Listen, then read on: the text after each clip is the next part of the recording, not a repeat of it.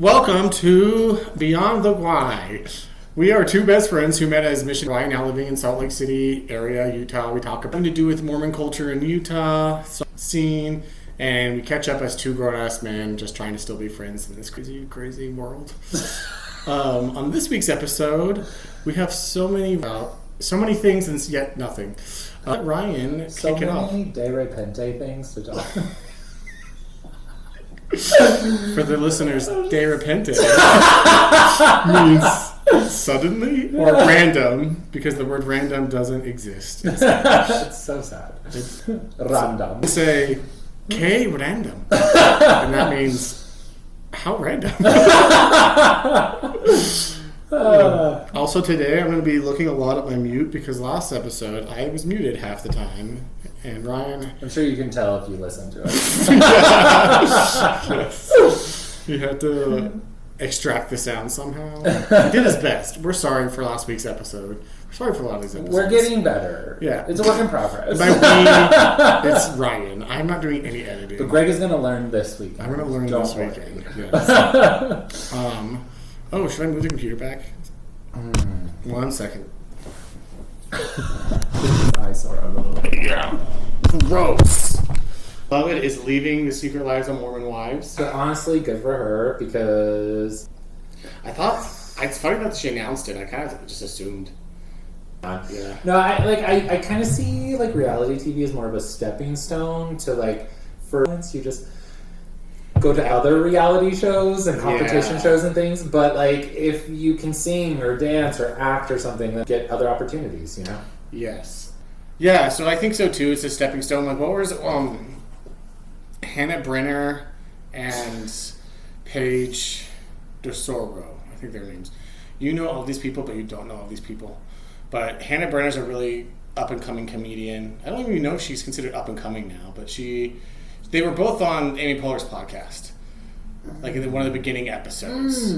They're like, she's kind of funny. I don't know. Well, as a comedian, I would. I don't know how to speak. They have a podcast called Giggly Squad. They started on a reality TV show, and kind of like us, wink, wink.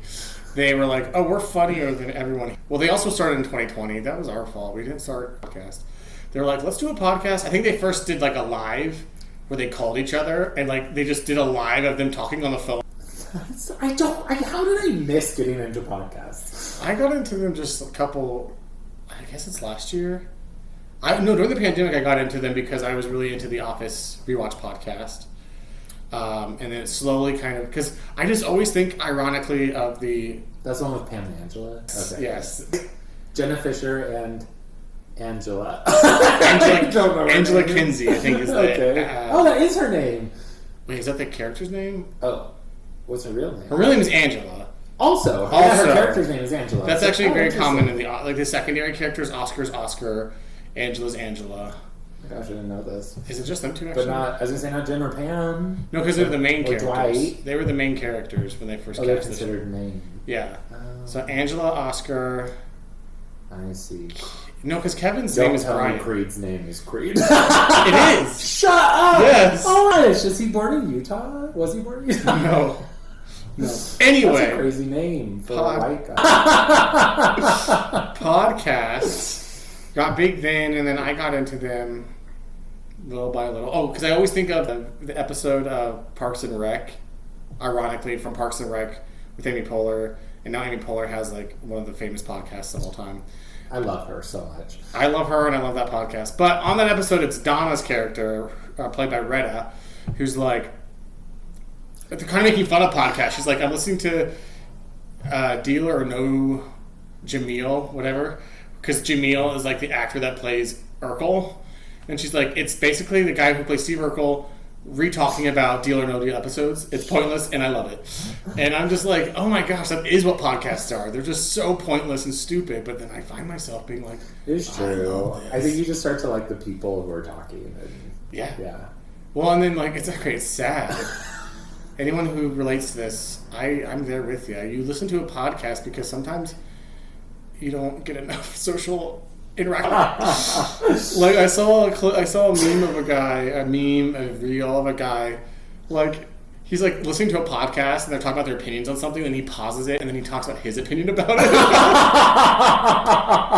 I love that. Yeah, I've definitely done that. You can literally make media about anything. Anyway, but wait, not anyway yet. Caleb, you know Caleb.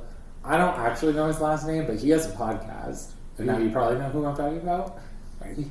He was Emily too in the Devil. Yeah, he got big in podcasting, I think, in the two. So I just had my sister. We had one of our classic 3-hour phone calls. Okay. And she Cecily? explained, the other talker, okay. And she explained to me everything about how he got like to where he is with his podcast and everything like that. And honestly, probably gonna have to start listening to it now because it made me like him a lot. I really like his podcast. I listened to his couple podcasts.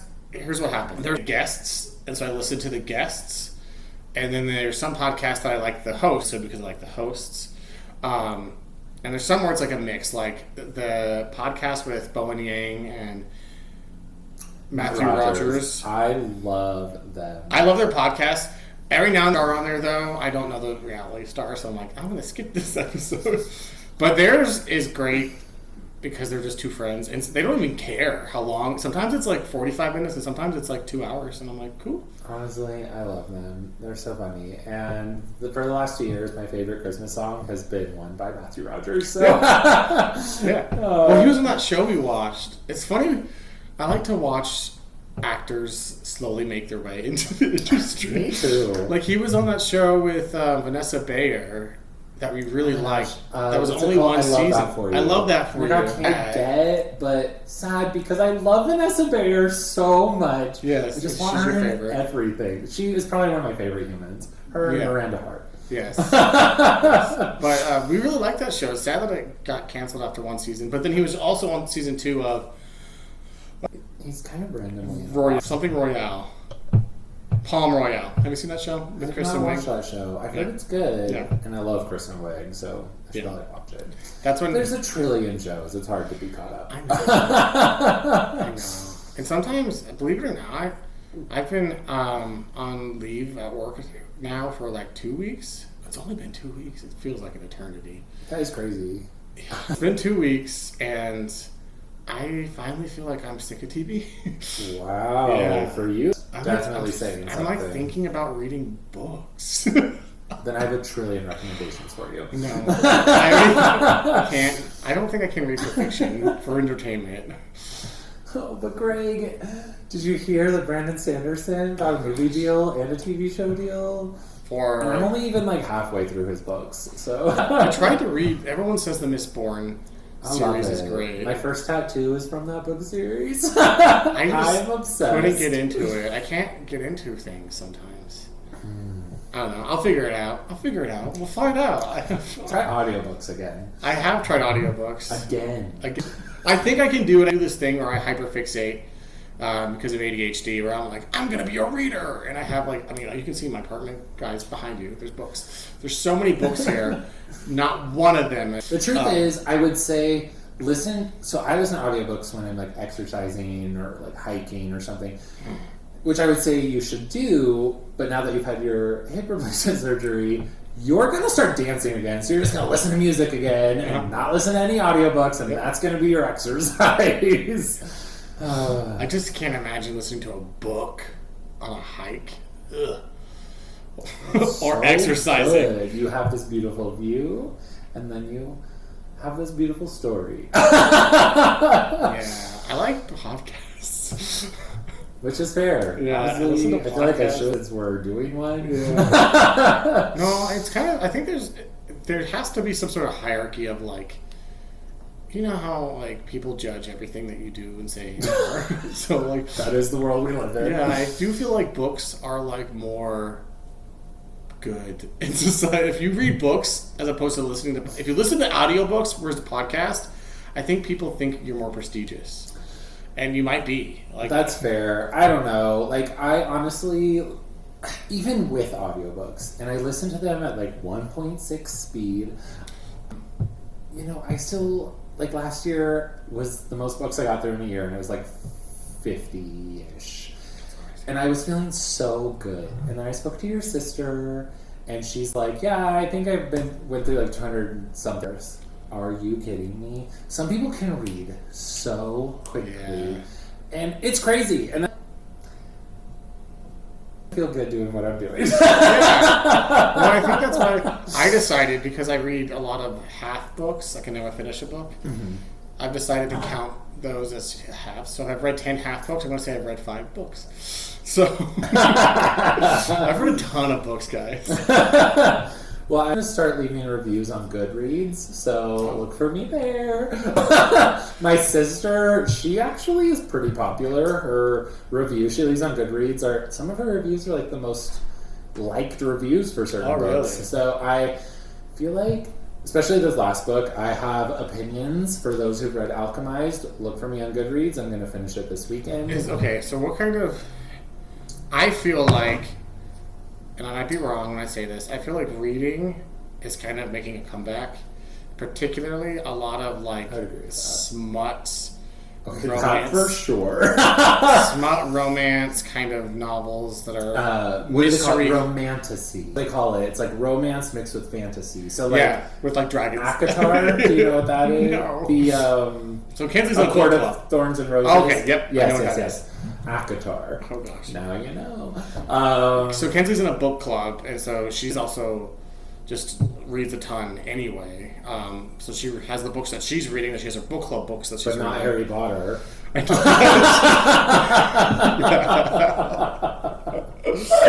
But so I think she just read A Court of Thorn and Roses. Is that what it is? I think she liked that. Is that the one with the dragon? No, that's Fourth Wing. Fourth Wing. I don't think she liked the one with the dragon. Apparently, a lot of people don't, and I do. I think there's a very specific person who likes dragons and fantasy. You are that person. I want to throw a threshing party. So if you know, you know. And I don't. It's threshing. It's from the Fourth Wing, the like ceremony where dragons pick their riders. So, I don't know. I like the Fourth Wing. I understand the main character is a little whiny, so I get it if people don't like it. But honestly, I think I like it a little more than ACOTAR, which I actually feel like has more, like all the smut, like romantasy, I'll call it. I won't call it smut. Smut is honestly worse. Like I'm friends with this lady I worked with at Morgan Stanley, and she loves smut, and smut I think is worse than romantasy, but... Worse like... Worse is in more explicit, like sexual and I see whatnot. That really doesn't. I like a book with a good story, and I like fantasy, and so makes sense. It needs to be more of that. Well, they're becoming movies now. So like, Housemaid was one of them. Is the Fourth Wing? I honestly feel like ACOTAR would actually be a good video game. It's something I've started like telling my husband. Anyone's working on that video game, and if you want my opinion. I have them. Yeah, cool. Sorry, I feel like great. My brain is dried up in this. I'm like, I'm done with the books. All right, well, back to the other thing. I have nothing else to add. So, Club, he was in The Devil Wears Prada 2. Yes. And honestly, so I've listened actually to a little bit of his podcasts, and I think I'm going to make him the second podcast I now listen to. So, Ooh. 2. But he was in The Devil Wears Prada 2, and honestly, because I know he's so funny, I thought his part would be funnier. Yeah. He was kind of a very small character. In my opinion, he was used to be more of a nostalgic, heartwarming piece than like a funny piece. Yeah, and I think it was supposed to also show the big change, like that through, because clearly Andy was, and he said this in something. He's like, the funniest line in the first one is when she says, I took a chance. I hired the fat girl. And as the fat girl, really... That's true. She's always been basically turned to the side invisible, so... Basically. So I think that, like, they kind of show she's like... Yeah, it was just a big change of, like, no. Like, fat representation. Fat body, that thing's what they say now. Like, and also gay man. Gay man, yeah. I don't know. I just felt like... overall for that film, I felt like the first one was like, let's make fun of the fashion industry. We're going to be sassy and snarky. And the second film to me felt more like, let's pay homage to the fashion industry and be heartwarming and nostalgic. And so it just didn't hit as hard for me. Yeah, it was definitely, I mean, any sequel, especially they're doing so many sequels like 20 years later, it's the nostalgic factor for it. I liked it. I think I liked it too. It was definitely feel good. Yeah, Emily Blunt's character, Emily, was the best part of the movie. The best character. The only thing was Emily. Problem is that she wasn't in it enough. And I think it's because she still had that heartless I don't care about you. She was the same person. She was the same person who's kind of cruel and hilarious about it, but also I don't know, I think that was the point. The first movie was especially in hindsight watching, because the whole theory of the whole first movie was you lose who you are and you lose your friends if you let someone take over and you put your value into something that's incorrect. I feel like that was the theme that we're going for. Yeah. But in hindsight, people have come to say no, actually, I think what the theme should have been is this is an incredible opportunity. A job fell in her lap where she's working with the most famous.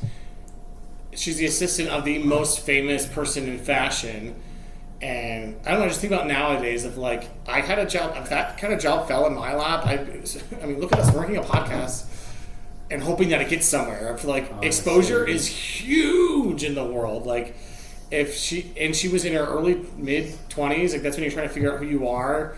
It's a time when you should be dating around, and if you're starting to find out who you are. So this job fell in her lap, and she kind of leaned into the opportunity, and then she's kind of finding out her friends aren't going to go on this journey with her. As she's changing and finding out who she is, her friends shouldn't be there with her, or particularly her boyfriend.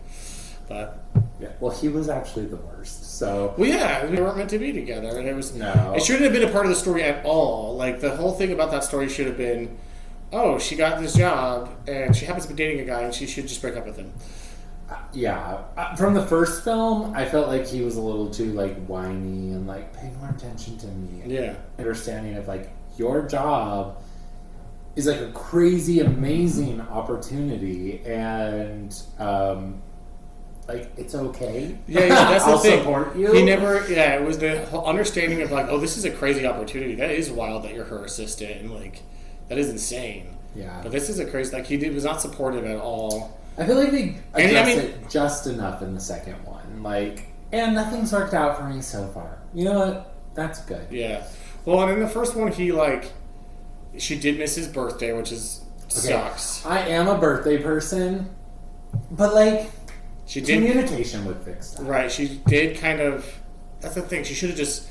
She did make mistakes by cheating. She didn't really cheat. She kind of flirted with another guy. By the way, also, what's crazy is how much the world has changed since 2006. Have you watched the first one recently? How little the world has changed? How much it's changed. Oh. In the first one, I saw a post today that was comparing just the lighting of the scenes, which was crazy. Oh, I was talking about women's rights. Oh, honestly, but that speaks to how much has changed. Yes, because in the first one, I remember it being and this is the kind of, as a straight man, it was, you watch rom-coms, and basically every rom-com is be an asshole, and no means yes. That was the answer of every guy in every rom-com from that time. In this movie as well, they're in Paris, and he 3 different times he's kissing her, and she's no, I don't want to, I'm just out of relationship. And then he goes, he says, she's I'm in a weird city. He goes in again. She's I really shouldn't do this. He goes in again, and then finally she's oh, I'm out of excuses, I guess. And he's finally. That's crazy. That is crazy. But that's how, that's how it was. That's how all those movies are. They romanticize persistence when it's listen. Yeah, no. That's, I say this a lot, in my personal life. But, it was there was no good role models for like, and that's why then you start to do people who are like pick me guys who are like, well, I'm not an asshole, so I'm a good guy. Yeah. And then that has its own narcissistic kind of entitlement to it as well. For sure. And so, I don't know, it was just wild to watch that and see that, like, wow, that's crazy. And then he ended up being a bad guy. Anyway. But, I like the second one, it was fine. No, worth the watch. It was a lot of fun. I just think, I don't know, yeah, instead of focusing on kind of making fun of the fashion industry and being snarky and sassy, they went with, like, heartwarming, nostalgia, feel good. You know, that's a choice. Well, the first one made fun of it, but it also kind of shined up, because you have that famous monologue from Meryl Streep about how, like, you can laugh at this, but also just know that we are the deciders of fashion. Like, it's not all by accident. That famous cerulean speech that she has. You know what I'm talking about? About her sweater? Yeah. So, like, it kind of was like, we're going to make fun of it, but also we're going to put a little bit of respect on it. And then, another thing I hated about the new one is, like, what is the story behind? Like, what's the moral story? It felt like it was all over the place. It was all over the place. Like, the financials, the investors, it's just everything. Writing, AI. Right. Like, AI journalism's important. AI's taking over. But I also just didn't like, because then, spoilers for anyone who hasn't seen it, Emily Blunt's character apparently went behind their back and was going to try, she was marrying, apparently it's supposed to mirror, like, Jeff Bezos and his wife. Honestly, that's what I picked up, so I think they did that well. Yes. But she's, like, marrying this woman, and then she's going to take Miranda's job, so she's, like, the villain in a way. Well, because I don't know if you saw, like, Met Gala. Like, I just feel like Jeff Bezos and his new wife, no one said lesser, what? They're, like, trying to take over the fashion industry as well. Like, they, with the Met Gala, I don't know if you saw recently, but, like, I don't know. For me, that part did hit. Well, the thing that I didn't like about it, though, was, well, I like Emily. I didn't like to relate her to Jeff Bezos.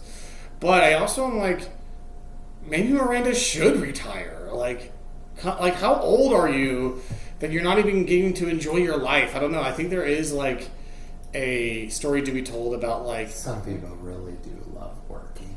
And that's fine, I guess, but, like, I don't know, step up, let someone else take the reins. I don't know, it just seems like it's kind of like the same thing in the first one where she screwed over Stanley Tucci to keep her job. That's actually something, again, spoiler alert, that I felt like Stanley Tucci's character was inconsistent was when she asked him to do that speech, and he's like, I couldn't. And it's like, yes, you, first off, in the movie 20 years ago, get some kind of promotion or be in a better spot, and you talk about in this film how over the 20 years you've been passed over for so many other opportunities.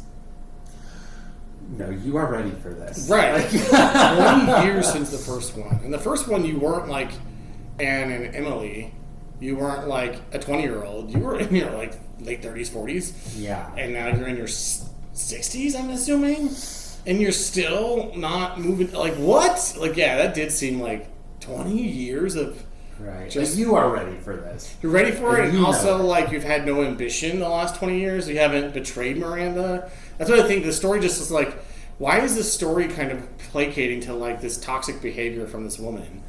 It's true. Which is, even Anne Hathaway's character was like, poor Miranda. She has to fly coach. Which is part of what I'm saying about, like, paying homage rather than, like, kind of, like, teasing the industry. Whereas, like, yeah, Stanley Tucci, his... I don't know, it didn't make sense. Like, even Emily Blunt / Emily One's, the character, she had moved on, right? She went to something bigger and better. Her stayed in the same exact place over... No. Yeah. Okay, like, in modern day, we know through the pandemic... Well, I work in HR, for those who don't know, and through the pandemic, like, people were hopping jobs every 1-ish years. Like, it was very common. And so it just doesn't make sense to me. Yeah. Another thing with Emily's character that I thought, and maybe I don't think I'm in the majority here, but it is interesting how they are trying to paint, like, retail as like villains. I'm having crazy deja vu right now. Really? Which is wild. Anyway, please continue. Because her big thing was like, she works for Dior, and she was talking about how like that's where the real money is, because you can sell like a housewife a bag for $3,000. And then Anne Hathaway's character is like, maybe some people don't have $3,000. And she's like, have you never heard of Christmas? Poor! But I was like, I just didn't get it. I feel like, isn't the fashion industry, don't they're the ones who charge so much for like a Birkin bag and all this, don't they? A Birkin bag, oh my god. Yeah, it's like $30,000 for a bag, which to me sounds ridiculous. But I guess my brain is like, isn't that the same industry? Like, why is that bad? I don't know. I guess it felt very much like retail is ghetto. I'm an artist. I'm in charge of runway or Vogue. I guess is like the real But then Birkin, I feel like has a more specific story, but otherwise. Please. I don't know it well enough that I guess I'd want to talk about it, but I do feel like one of those ones that more like past its time came back to the top. And so, yeah. It's like a Rolex, they say. Like it's an investment because it gains, which I don't know. I say this now, you know. We'll see when I'm a millionaire. But I ever feel like I'd ever want to buy a Rolex. Whereas I'm a little bit of an elitist, so... You're an elitist?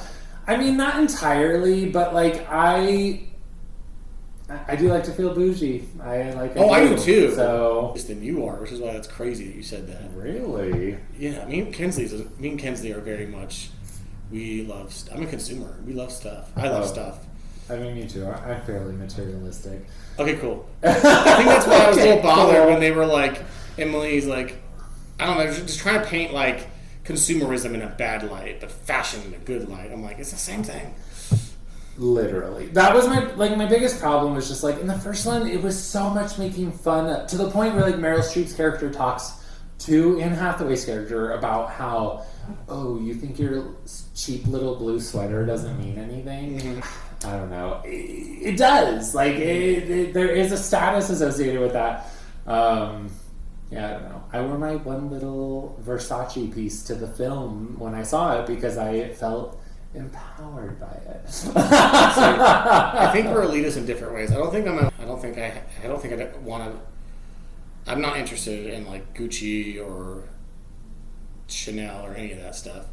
I think I'm elitist in other ways. I really like fashion, which is like funny because I'm definitely not like I'm not super fashionable. In situations, I might dress fashionably, but like my go-to outfit as someone born and raised in California is like shorts and a hoodie. Like, I remember because when I told you one time I was probably going to go to BYU, Idaho, you said they can't wear flip-flops. Yeah, that's what you said. You're like, they can't wear flip-flops or shorts, which is crazy.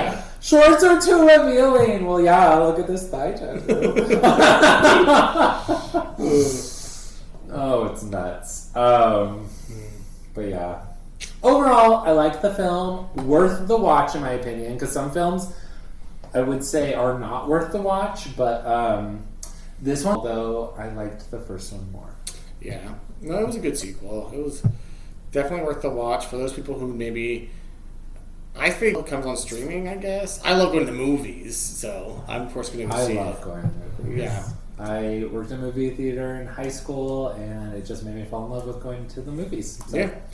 I think it's nice, especially since I have ADHD, that, like, I'm in a place where I can't be on my phone, and I can't have distractions, and it's just, like, it really is an out-of-body experience. One place in this world I put my phone on airplane mode. When I see a film... You don't even do it on airplane mode. Okay, I guess there's two modes. I get very anxious flying, so I do put it on airplane mode in the sky. You didn't one time. Remember? Our show wasn't downloaded to my phone, though? I think it was, but this is the situation. I was sitting in between you and some random guy who just cared a lot, and you were watching something on your phone with headphones, and as everyone here knows, you have an explosive laugh. And so I think they on cue. I think they were giving like the announcement of like the don't mask, save yourself before you save children, and like you were just like, and the guy beside me was so annoyed with you, like glaring at you through me, and he was like, he needs to put. He told me he needs to put his phone on airplane mode, and I just pretended like I pretended like I didn't hear him. I was just like, I'm really into this explanation. I was like, I'm not going to fight this guy, but I'm also not going to tell Ryan to put his phone on airplane mode. Man, I would have loved if you fought that guy. No, it's on airplane mode. It honestly always is on a flight because I'm too anxious about it. But, I was, for not the first time, I was watching Aaron Sorkin's The Newsroom, and it made me laugh. I just realized that's Aaron Sorkin. That is Aaron Sorkin. Oh, okay. I really like him. I honestly wish real life functioned like the way his brain like films like and shows. Paced. Yes, it's fast paced. Everyone's quippy. Everyone's witty. I love it. Have you watched West Wing? I actually haven't. Okay. It is on my list to like go back and watch because I can binge it since it's over. Yeah, it's old. I watched I know, but I hear it's so good. I watched the first episode and I couldn't get into it. Oh. But maybe one of those I need to start again kind of things. I like to give things a 2-episode try. For me, it's 1 or 2 episodes and then wait 5 years and then watch the whole thing. That's usually what happens with me. You know what? If it works, it works. Yeah. I've done that with so many things. But to circle back, in the Secret Lives of Modern Wives, leaving that and being on Broadway. Her husband, did you see? Yeah. He's going to be on 11 to Midnight. Yeah. Oh, so cool. Did I tell you I saw that show? You guys went when you were in New York? Yeah, we saw 11 to Midnight. With Casa Mayer? Yeah. I'm jealous. Yeah. It was actually really cute because Kinsley, she bought me the Chicago tickets, and then she's like, hey, there's another show, because we were trying to be frugal. I mean, we're going to New York City, and I want to see Ragtime, which I would not see it. Which is nominated for revival. Yay! Here's the thing with Ragtime. It's my favorite musical. It's so good. You took me to it for my first time. Yeah. I know. But since then, I've taken a lot of people to see it, and they have not liked it. Including Kinsley. What? I brought her to it's one of my favorite soundtracks to sing. Okay, to be fair, how was I to know the productions of it? And they weren't the best productions of it. So I think Where did you take her? Should I say? I don't want to. Yes. I brought her to the theater from my hometown. Oh, that kind of surprises me. Yeah. That was bad. I mean. No, I think it was. I was having a breakdown too because we were the only ones there under the age of 65, and I was realizing, because you have this like vision in your head of like what you did when you were young was so cool, and I'm like, I totally see what you're saying. Yeah, so I was like, is this lame? This place was my childhood.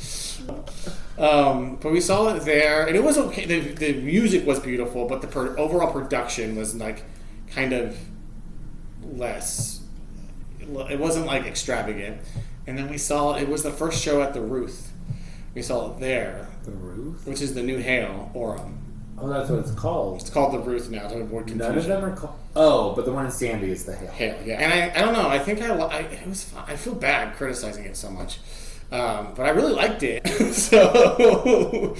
And she's not a theater person. So when I was like, oh, we should see it on Broadway, also tickets were like $300 each. And she's like, Greg, I'm just ragtimed out.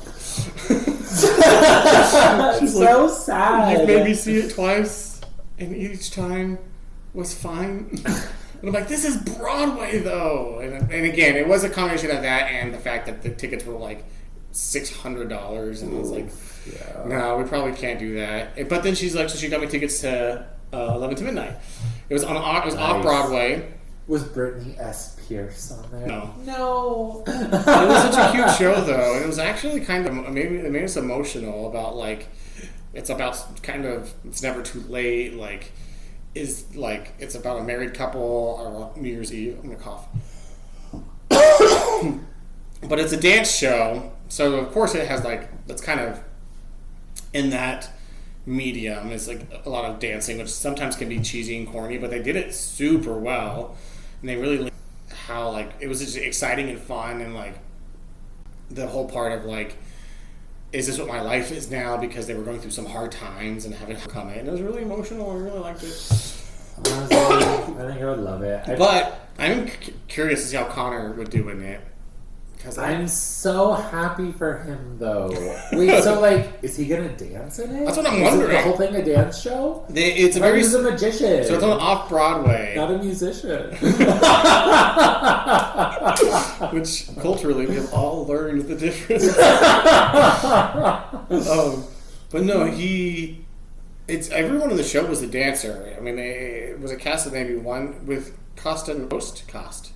Is it Coast? I have no idea. I've honestly only just followed along. Yeah, since 2020, yeah. And so I guess I don't know how it's pronounced. I think it's Costin Mayer. It's spelled Costin Mayer. Yeah, Costin Mayer. But I love them. They were great. So cute together. And I think there was like 2 other girls and 2 other guys. And then each of them has a little story, and they do a little like solo dance for their story. I was like, I honestly don't even for sure know what 11 at Midnight is, but I love them, so support. Yeah. I do wonder who he will be in it, if they're going to add him for like a little cameo, or if he's going to be like one of the characters, or... I just love it. I love it. Yeah. I think it's Whitney exciting. get to stay in New York, and honestly, I wish... I wonder if Whitney... What's up next for Whitney? Do we wonder? I don't know. Pretty good in Chicago. Okay. She's not like a powerhouse thing, but she's just a great probably dancer. not a show where there's a like intense singing. Probably not. No. I mean, but honestly, there's probably. so much television right now that maybe television I feel like, or movie or... So if she had her own show in New York, I feel like that'd be really entertaining to watch. She is going to be in a movie, isn't she? Yeah. But she's producing it herself, which is fine. I just, I think it's through Disney, though, technically. Oh, that's cool. Or ABC, whatever. Yeah, whatever, same thing. Disney owns everything. But it's a Christmas movie, so I think she filmed it last Christmas. It's coming out this next Christmas. It's going to be like a Hallmark type of thing. Yeah, definitely. Which, whatever. I would literally jump at the chance. So, my family is all about the Hallmark movies. So my sisters buy cable, or like the whatever subscription that's cable, just for the Hallmark channel. And Lifetime. At Christmas. I know this. We bonded over Lifetime movies. I love a bad movie. Those movies are also so dramatic. They're always about like a true crime event or something dramatic. Yeah. Like, have you seen that Lifetime movie where... what's that actress? DJ from Full House. What's her name? Candace Cameron? Her. Candace. So she's in it, and it's about, like, how this guy killed this... Maybe it's her. And buries her, like, in the lake. It's so good. I haven't watched a Lifetime movie. It's one of those things I don't watch... It's been a while since I've seen it. Yeah, I think the last time I saw one was like years ago because I was at my sister's and I was like, okay, I'm gonna head out, and then the movie. I was like, oh dang. Is it true? It's actually been a while since I've seen a Lifetime film because they probably have their own streaming platform. And I'm sorry, but I'm not gonna subscribe to every channel's streaming platform and pay more than what cable cost. Yeah. Yeah, to me, it's not worth it. Lifetime, you need to bundle with someone else. It's ridiculous. Well, also, I feel like Netflix they have like their own Hallmark Lifetime versions of movies. Exactly, and they even include some gay ones, so I appreciate it. Like, single all the way. Is that the one with Kristen Stewart? No, that's Happiest Season. I also like that one. Not as, like, I feel like it should be part of the holidays. Okay. Like, it's funny, and I like funny. Did you watch that dumb one, The Hot Snowman? The Hot Snow? Hot Frosty, I think that's what it's called. No. Have you never heard Is of it by Tyra Banks? her hot... What is it? Hot... What is it called? Frozen... Not frozen hot chocolate. That's like a real thing. What is it? She makes hot ice cream? Is that what it is? I have no idea what you're talking about. Are you kidding me? You have not heard of Tyra Banks' hot ice cream? No. That is it just because soup? It's only Australia. And everyone that I've seen, I saw these two girls. They were like, we specifically came to Australia to try Tyra Banks' hot ice cream. That sounds disgusting. And they were like, I can't get the flavor out of my mouth. It sounds disgusting. Sounds like melted ice cream. That is. I think one of the flavors they said basically tastes like frozen hot chocolate. Which have you had a frozen hot chocolate? Yeah. Which those are good. But yeah, overall, I hear bad. And I haven't watched the Tyra Banks documentary yet, but I need to because I hear it's real good. I heard it's not great either. Or it's good, but not great. Right, like good, I guess, in like the drama way, but bad as in she was terrible. Yeah. Yeah.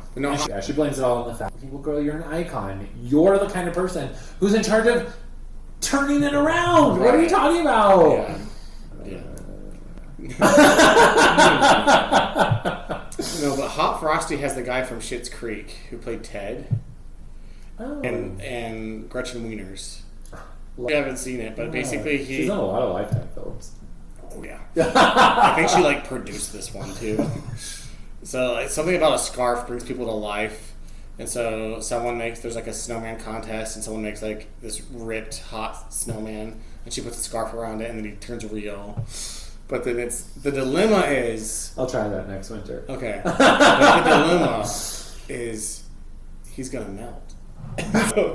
No! So he's like going to die. Someone bring Elsa!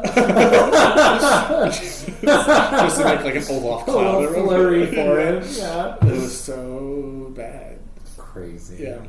But kind of, we talked about it a little bit. I'm talking a little bit about the Tony Awards that were announced today. Was it today? Well, this will be posted later, but... Was it today? I think literally just this morning I looked, oh my gosh, today was such a long day. Wow. Yeah, I saw, to be honest, I didn't even know Schmigadoon was a show on Broadway right now. Yeah. Schmigadoon. Yeah. So best musical, I think, is Lost Boys, Schmigadoon. The Lost Boys, I'm so excited about that. Oh, I don't know anything about that show. You've never seen that movie? No. Oh, okay. I saw it because I was working at the movie theater in high school. My boss was like, she basically was telling me just all of these movies that she loves that I should see, and that was one of them. Okay. And I really liked it, honestly. Okay. I read a little synopsis, and I was like, oh, this is probably But it's an interesting year on Broadway. I remember reading, like, at the beginning of last year, how it was kind of crazy because last year was, like, an explosion of, like, new Broadway musicals, and the season was very competitive. Going into this season was like, oh, there's no competitors. There's nothing new. There's no, like, there was nothing. Wow. The name. I don't know anything about it, but the name pulled me in. Okay, so it was on Off-Broadway, and it got canceled. But because there was nothing going to Broadway this year, they're like, okay, we'll put you in. Like, so they're like, sweet. It was never on Broadway? It was on Broadway this year, but I remember I sent you a reel about it because it got canceled, and it did the whole gay gasp thing, which you thought was hilarious.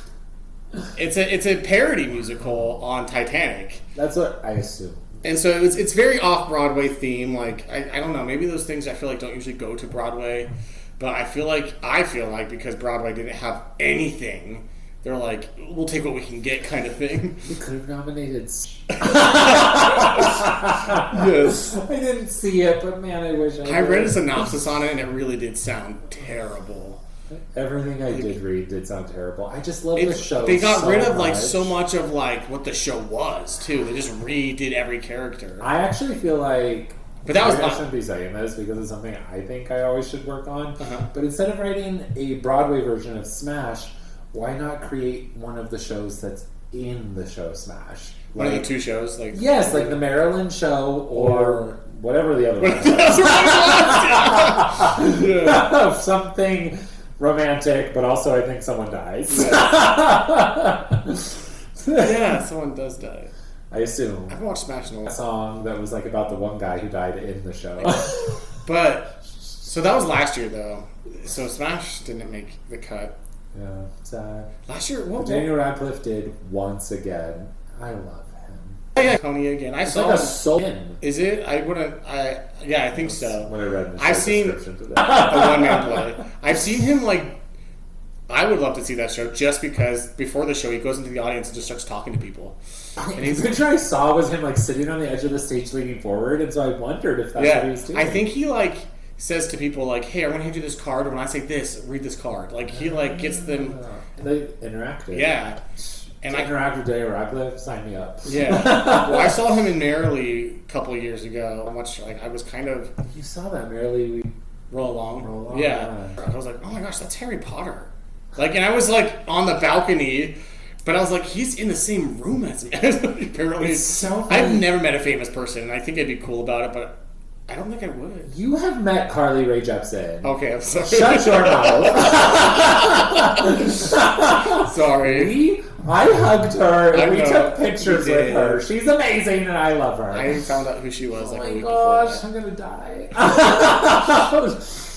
But like, it's funny that you just call him Harry Potter. I actually, You don't see him as that anymore. You don't see him. I don't. It's been a long time. Like, honestly, a very long time since I've thought of him as like Harry Potter. Same, but like when he was there, it was just a weird nostalgic thing. I'm like, I watched him as a kid as Harry Potter, and now he's standing right there. It was just a weird thing. So many other things he's in that I actually like him more from even than Harry Potter. And so, what was that movie you made me watch with him that I hated? Swiss Army Man. Swiss Army Man. It was so weird. It was good. It wasn't like the best, but it wasn't bad. Like, I would say I love like a weird concept, I guess. Yeah, I do like. I do think he's kind of. Have you seen what's it called? Guns Akimbo? No. So good. I like him. I liked everything he's been in past Harry Potter, and I don't see him as Harry Potter. My favorite rom-com, What If? Yeah, you showed me that one too. Butter jelly bacon sandwich that apparently Elvis ate. And it was so bad we had to go get Taco Bell later. Yes, it was bad. But he's nominated for a Tony. Yeah, happy for him. Not his first time. He won. Not his last. He won for Merrily We Roll Along. Yeah.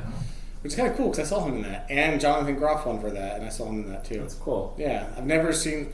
That's cool, Jonathan Groff. That was the first time I had this realization that on Broadway, I'd only ever seen like Disney musicals, and I was upset by that.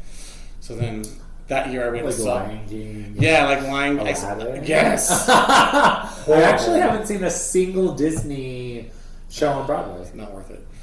The first show I saw on Broadway was Beauty and the Beast. It was a closing week. And so I actually kind of think that's cool. I saw Disney adjacent.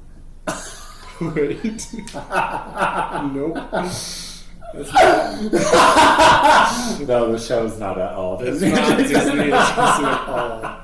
Did we talk about that last time? I haven't seen that yet. I've seen that. I think maybe we've talked about it. I don't know. I've seen it 3 times. I saw it twice in Salt Lake, once in New York.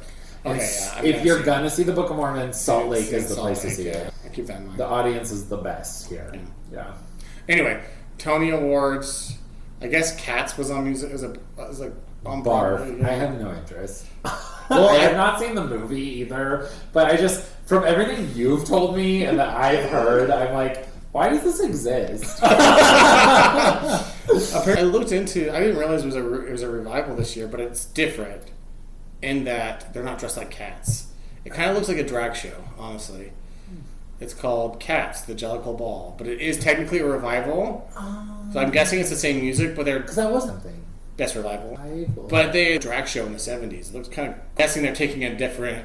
Because I did see that this morning, and I said, what is this? So that makes sense. Yes. Okay. The other revivals, though... Time, Cats...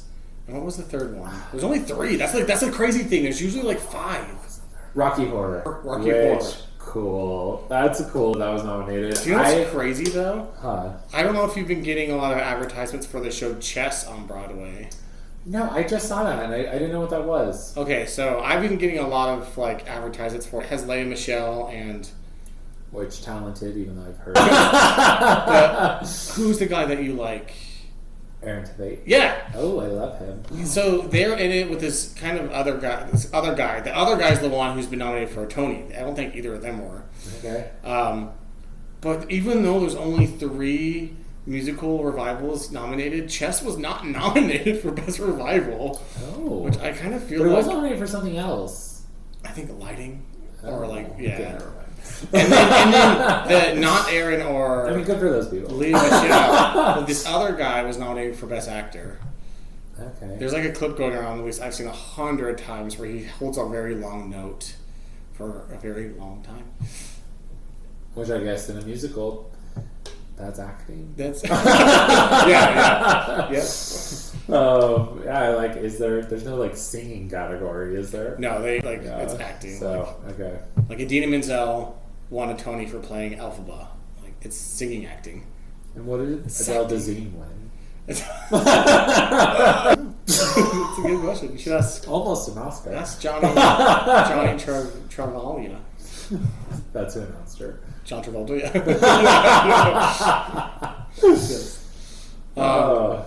But it should be an interesting Tonys. It'd be so cool to go to that. Oh yeah, it'd be crazy. It'd be so cool. It's kind of crazy because Broadway is just so weird. And there's only 7 days a week, so you do the math. So they only have 1 day off, I think. It's 8 shows because of the matinees, I'm guessing. Yeah, because I think they do 2 Sundays and 2 Saturdays. That makes sense. Yeah. Is that right? How does your voice work that much? Crazy. It's like 1 hour singing in the car, and I'm like, my voice is not working. It's great. It's truly great. And they're like, it's not just like a high school play, or even like regional plays. They're like a weekend. People are like playing these roles for like a full calendar year. 8 days a week is insane. Like Jonathan Groff just left the show year. That is crazy. Like that's Anywho, Broadway people are incredible. But the Tonys are interesting because I think they do it like on a Sunday night, like their only night off. They're like, okay, now that you just did 2 shows, go to work. Go to the Tonys. I hope you enjoyed this award show, and I hope you didn't drink anything because it's time to go to work. It's insane. So cool, honestly. Yeah. What a life. Broadway, I would love to be on Broadway. It was my dream when I was a kid. And I auditioned a couple times. Still is for me. Yeah. Like, I'm not saying it's gonna happen. I mean, but like, if anyone wants me to be on Broadway, I'm not going to be like, no. I'm just not actively pursuing. They showed my dancing. I can sing well enough. It's fine. No, for me, it's the singing. I think you sing just fine. Anywho, thank you. Broadway is very magical, and I like it, and that's all I have to say about that. There we go. That's all I have to say about that. What is a good mission moment for us today? We haven't talked at all about the mission today. No. Which, they always say, anyone who's met a returned missionary, they are the least.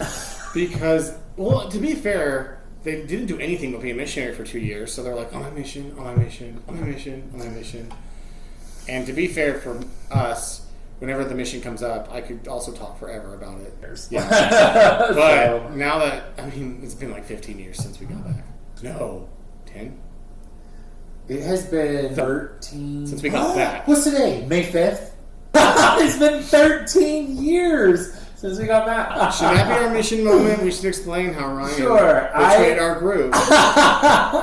I came home 2 weeks before the rest of my group, sadly. Which our mission was unique in the fact, this apparently doesn't happen a lot, but like we went to the MTC together, and then we went to the same mission together, and then we were going to all leave together.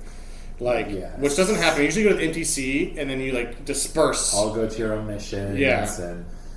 But being in the Argentine MTC, we ended up in the same mission, which was Uruguay West, and...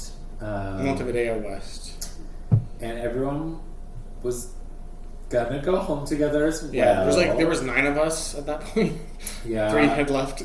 We started as 12, 3 left in the MTC. Yes. All for their own reasons. But all 9 of us lasted the whole mission. So, for those of you who wanted to serve a mission, just get through the MTC. And for those of you who don't. It's a lot. But so you with us. I was. It was like a week before we were supposed to go home. And weren't we just at the mission home like 2 weeks before this for some reason? I don't remember. Okay, so we were. Your last day, for some reason, we all had to go to the mission home for something. And that was my last and that was your last day. And we were all That's like, right, because I told you all. we were all so excited because we were like, guys, only like 2 more weeks left or something. And Ryan's like, it's actually my last day. I felt betrayed. I didn't tell anyone because I didn't know how to tell you guys. I was leaving early. You like would write me, and at this point, we were just calling each other on the mission, Which you weren't supposed to do. Yes. But I blew up that phone bill. but because there's still a phone bill based off of minutes. They were watching. They were like that slug from Monsters Inc. But you didn't like. I think I talked to you like the night. We're so excited to see each other, and then we're there, and you're like, "I'm leaving today." And like, I remember because McCraney. Admittedly, I was very excited about it. Well, McCraney was like, "You can have Taco Bell tomorrow," and for me, that stayed in my brain. I was like, "You lucky son of a bitch." I did not get Taco Bell the next day. But you could have. But I did get Butterfingers and Sour Patch Kids and Dr. Pepper, which I actually never liked again since the mission. So, what did you not like? Dr. Pepper specifically. You know what? Same. It's like weird. A few years after not having it, I liked it again. They in Uruguay they hate Dr. Pepper. They say it tastes like medicine. That and root beer too. I can still have root beer. I can still have root beer. Yeah, no, I've never liked Dr. Pepper so. But yeah, no, my brother was going on his mission. My mom wanted us to see each other before he left. And if I didn't go home 2 weeks early. But to be honest, I regret it because, not because I just love the mission, but because... You're like, because I could have served more longer. Yeah, right? Like that last transfer, I was like playing cards with Lourdes, my good friend. And Is she a member? Or? She was like a recent our mission actually, who I think he was from Uruguay, something like that. And we stayed in contact a little bit actually. She's really cool. We would play conga and we would drink mate. That's what I did my last transfer. It was great. And I came home to see my brother and he wanted nothing to do with me. And like later it felt a little more sweet. Like he told me that he didn't want to become friends to just like be apart for 2 more years again. Yeah. So I was like, I get it. But yeah, it was odd. We drove out here to the MTC and I actually went to this like party hangout thing with a couple guys from our mission, Fitzgerald and I feel like someone else was there, but I don't remember who. And I don't know. It was just at BYU. It was weird. But I'm sad I didn't stay because you let me know that Elder Gardner had a classic Gardner speech to end the mission, and I just wish I would have been a part of that. Just one final terrible speech. This is the guy that told me that, like, I hate it when people say it's their duty. From our first episode in MTC. Fast forward 2 years later, so we were leaving that day, which was leaving. The day of leaving was like my favorite day. Here's why. Weird. Crazy. We watched The Blind Side. We had to watch movies for 2 years. It was like we just like I don't know. It was wow. We've really just been serving the Lord for 2 years. But it was my favorite time too because it was a transfer before our mission president and his wife were leaving. So mission president and their wife, they do 3 years, we do 2. And so when we started the mission, they were at their like almost their year mark. And so then we were there with the same mission president and his wife the full 2 years. And they were, thank goodness, because I heard the next one sucked. And we loved our mission president. Yeah, he was super chill. Like he was the sweetest man. Like his wife was hilarious. If you ever got reprimanded, it was like a slap on the wrist. It wasn't like anything real. Well, you can tell that like mission president, like a stereotypical mission president, is a lot of times I see them as like power hungry. Like my brother, they weren't allowed to drink Coca-Cola or play football, soccer. They weren't allowed. They were so strict. Yeah, my cousins, they couldn't listen to Disney music. Yeah. Oh my gosh, how corrupting. Yes. Whereas our mission president was just so low key. He's like, if it invites the spirit. He's just such a sensitive man. I remember he gave like a speech of like when they take off your plaque. He was like, they'll take off your plaque and you can't be a missionary anymore, but they'll never change who you have become. Like he was just like the sweetest old man. And he was from like Cedar City, but he had like a country accent, speaking Spanish. It was wild. Like, Eldores y Hermanas, and he's from Cedar City. Oh, Cedar, yeah, no. I mean, Cedar City is the country. Okay, so there we go. Have you been to Cedar City? But my favorite thing was talking to them because I was all chipper and like positive, Christ-like energy. And I was like, "How are you guys excited to go home? What are you gonna do when you go home?" And he was like, "I'm gonna take this phone. I'm gonna go to the Grand Canyon, and I'm gonna throw it in there." So I am done with this. Yes. All these petty missionary problems. Yes. It was like, I'm sick of babysitting 19-year-old idiots. No. And then she was hilarious because I mentioned my companion that have I talked about my really companion that I struggled with? I think I've talked about Rodriguez? It. Yes. I heard that he was coming back to Uruguay to like chase after us, like his sister or something. And I told her that, and I was, of course, being very cordial, and I was like, "Yeah, I heard he's coming back." And she's like, "Oh, I hope not." Everyone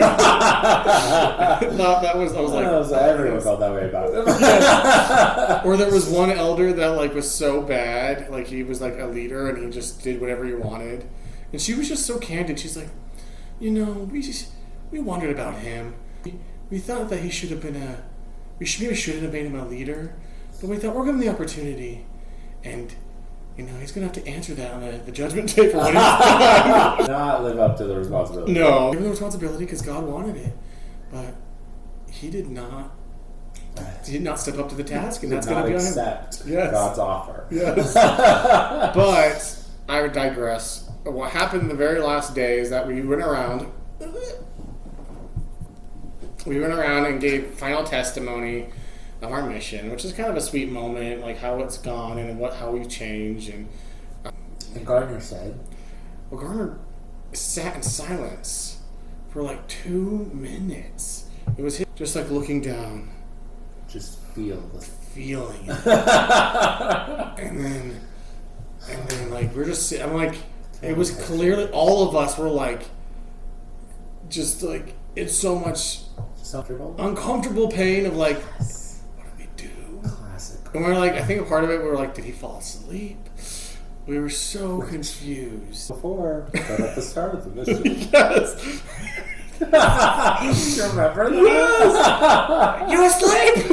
He was just like sitting in a chair in his room, like this, but like sitting in a chair, and his companion is like trying to respond, so he starts like screaming at us, banging on the door. Are you asleep?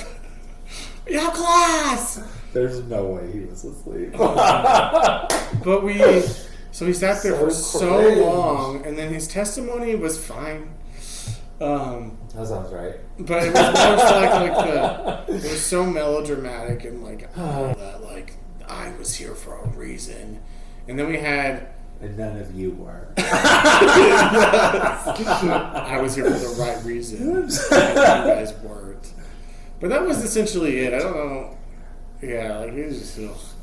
One cool thing though, I do remember. I don't know if I want to say his name because I like this guy, but he kind of died on his spirit. You know what I'm talking about? From our group? Yeah. Oh yeah. He killed many people. Like, yeah, I don't know why he would care. Honestly, I don't think he's a member anymore. Okay, cool. So Woolston, I think I ran into him at Oktoberfest actually. Oh really? Okay. A few years ago, which was crazy because he doesn't really have much of like a social media footprint either. So what happened to him? And then I was laughing when I walked past him, and he flipped around and said, "Cooper." And I was like, "What?" And he was like, "I recognize your laugh," which. Classic. I've had that happen too many times. But yeah, it was really cool to see him. And he told me that basically he's not a member anymore. And I don't know if McCraney is either. No, he's not. Yeah. Yeah, I guess we should get them together on this. And Adam, obviously. Yeah. Anyway, so I remember because at the end of the mission, Velasquez was like, it's good to know that, like, looking around this airport, 2 years and everybody here. And Wilson was like, yeah, I can't say that. Wilson and I were in the same district, so like group of missionaries, I guess. for around like our 1.5 year mark in the mission, which was just the best to be in the same district with him. He was so fun. We went to this bowling alley. We played. Yes. Okay. Which this guy Elder Brown told me, we had several of those, but Harry Potter Brown. Harry Potter Brown Okay, is a cool. pilot. Yeah, he told me, I'm not going to play Dance Dance Revolution because I'm trying really hard to be obedient right now, and so I'm not going to play video games. I was like, this is not a video game. But sure, you do whatever you want. So funny. Yeah, that's my memory of my last days in the mission. Honestly, I just wish I would have been there for his last speech. You really can't pass up a Gardner speech. Yeah. They're just so bad, but they're so funny. Well, and then okay, this is actually something that's interesting. That we were sent home with a girl from the other mission. Did I ever tell you this? She was sent home with us because she had epilepsy. And their mission president came and talked to us and said, okay, she's going to go with you. If she has a seizure, just like lay her down and do not let anybody take her. And we thought that he was joking. We're like, ha ha ha. And he's like, so what are you going to do? And we're like, oh, we're going to, okay. Who's going to kidnap this person? I mean, like, do not. Well, they said something about where, like on the plane, in an ambulance, like it put like in an ambulance, or don't let them take her. Like she'll pass. It's a condition. It's a rando seizure that means something more, right? I guess, but also, and I don't know a lot about epilepsy. What a crazy thing to like bestow upon us, random. At this point, only 8 unfortunately, elders. It was Uruguay, and a lot of crime, and so like no one was gonna steal this person. No, I don't think she was going to be trafficked. I think they were just like put her on a plane and get her home, and we don't want to deal with her later. I wonder, how many issues she had. I guess to cause such a concern. Yeah, so that happened. I'm trying to think of anything else in the last days. The last days. I mean, I just remember it's so crazy when you're a missionary for 2 years, and well, for me, you don't watch any media or do anything, and then it's for me, just a year and 50 weeks. Well, no, we got sent home 2 weeks early too. This is true, so 48. Yeah. Because of the sister explosion. They said, well, that, and because they said, if you're 18 now, they changed the age. Right, so there's such an influx that it just kind of fucked up the rest of our schedules. Right. But another cool thing, though, as we said, in the MTC, one of the elders went home early. But three of them went home early. But one of them, in particular, came back to the mission. That's right, that last day. Never should have seen him. His first day back to the mission was our last day. It was kind of a crazy, and we went to the bus to, we were supposed to... circle moment. They usually don't let, they usually don't let, we don't cross paths. We leave before they get there. But there was just, the bus had to leave, and so we ran onto his bus real fast to say hi to him. Crazy! Honestly crazy to me. And then he told us, you're still... No, I heard he was a little, very strict and obedient by the time he came back. That second time around, Which I guess makes sense for, a redemption arc or whatever, but... I just, in the MTC, he was absolutely the kind of person I never expected to be friends with. He was, a football player and athletic, and, those are not the people I He's the one that told Garner, are you awake? Yes, and I became really good friends with him, and he went home early, and we wrote back and forth most of my mission. And so I was really sad not to see him. And then later in life, I posted my coming out on Facebook, and he was the one person to put a negative reaction emoji on the post. He put a sad face on it. And him and I have still never spoken since he left the MTC. Well, I guess that's not true. We emailed back and forth. So I guess since his mission we haven't spoken. That was the last communication we've actually ever had with each other, which is crazy. I hope he's grown as a person. He may have. Although you came out. When did you come out? 2015? Is that when I came out? I don't know.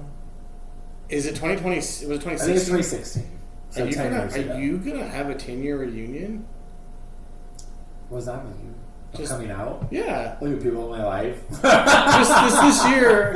Remember, we have to celebrate. That is true, honestly. I'll take any reason to celebrate. Yeah, right. Birthday Palooza. Actually, Yeah, I'm pretty sure that means it's probably in like 2 weeks because it was May of 2016 that it came out. We should celebrate. Yeah, we should definitely do something. I remember because, okay, do you know why I remember that? Because you said the best thing that happened to me that year was La La Land losing Best Picture. Which I was so happy And about. then you said, and I came out that year. But they won! Yeah, that was the best part of my year. I clearly remember it even better. Oh, I hate that movie. Was it 2016? Because did the movie come out? Anyway, we'll have to look into it. Or maybe it was... Yeah, I guess I'll have to look into that. Yeah. Anyway, maybe we should do that because we have Birthday Palooza. We celebrate all the time, but not really. It's the exact date between our two birthdays. Just August 10th, December 10th, so October 10th is Birthday Palooza. Which also now my sister's anniversary. She got married that day. We were like, way to take Birthday Palooza. And she's like, really? We're like, no, we never celebrate. Well, so thank you for joining us. Shout out to our soon-to-be sponsor, Costco. And bye!